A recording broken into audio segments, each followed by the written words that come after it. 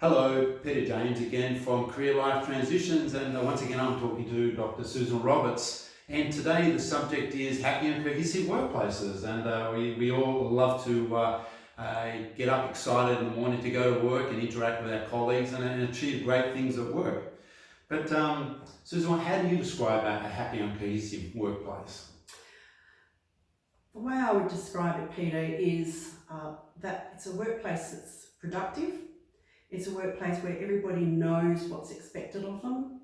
It's where people enjoy coming to work, and you can see that they enjoy coming to work. There's lots of lovely banter, in the morning tea room, the lunch room, and they chat to each other, confident.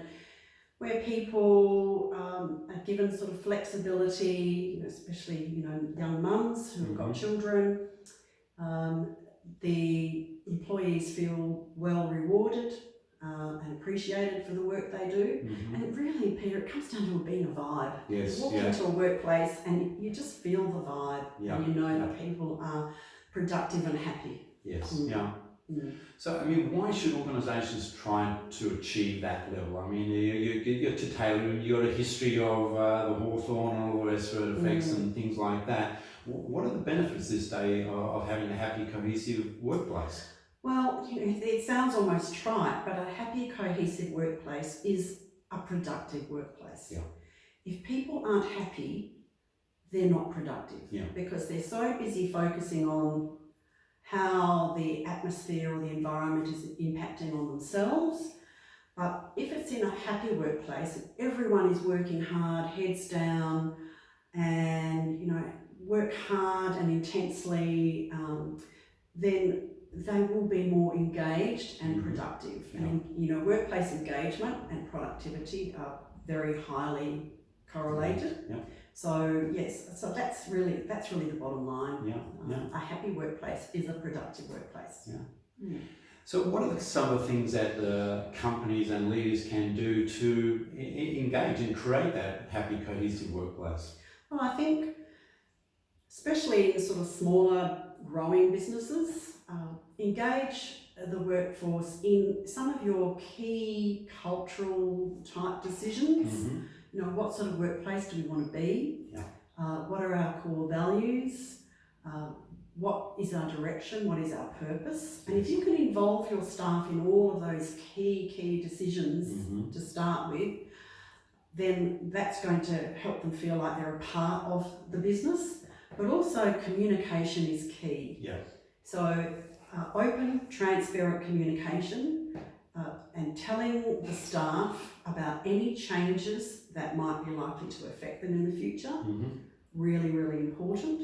To treat everyone with respect and value them, appreciate them for what they're doing and who they are. Yes, and it really is the leader's job to take charge of that.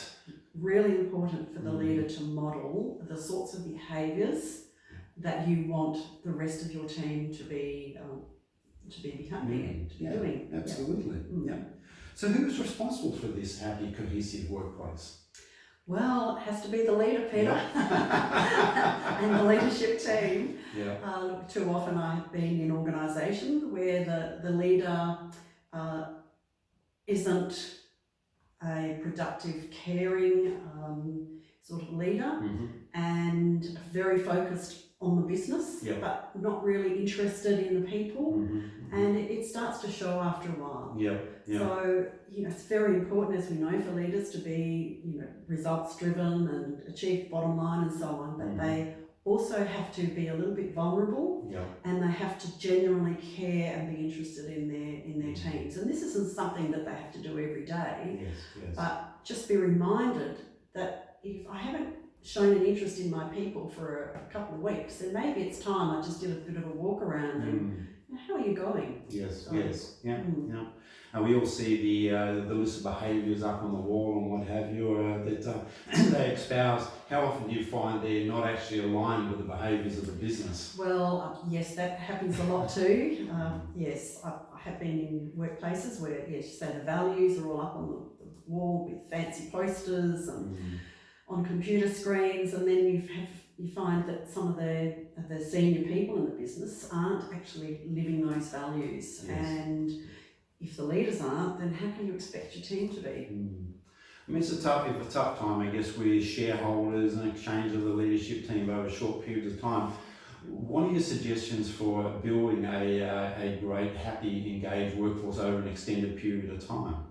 Well, good old survey probably. Yeah, Let's just do a bit of an engagement or a satisfaction survey. It doesn't need to be big or broad, but let's do that survey and find out what the team is really thinking. Yeah. And in that survey, ask them, how would you improve your workplace? Yeah. You know, what would you suggest that we do to help you to be happier coming to work? Yes. And I guess it's what that new manager or the new leader coming in, trying to maintain that rather than having a completely different attitude to the business. Because I mean, I've certainly seen a manager come in and completely change the culture of the business within 3 months. Not always for the better either. Yeah.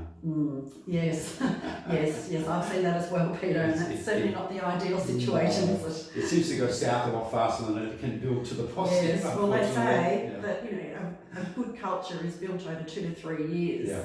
But none of us want to wait 2 to 3 years to build a good culture. No, and I've seen a bad culture built in 2 to 3 months, so Yes. there seems to be a disconnect there. But I think it's Yes, all it does. totally based on the behaviours of the leaders. Yeah. Yeah. Well, thanks very much for joining us, Dr. Susan Roberts and myself. We're talking about cohesive and happy workplaces. Career Life Transitions, signing off. Thank you.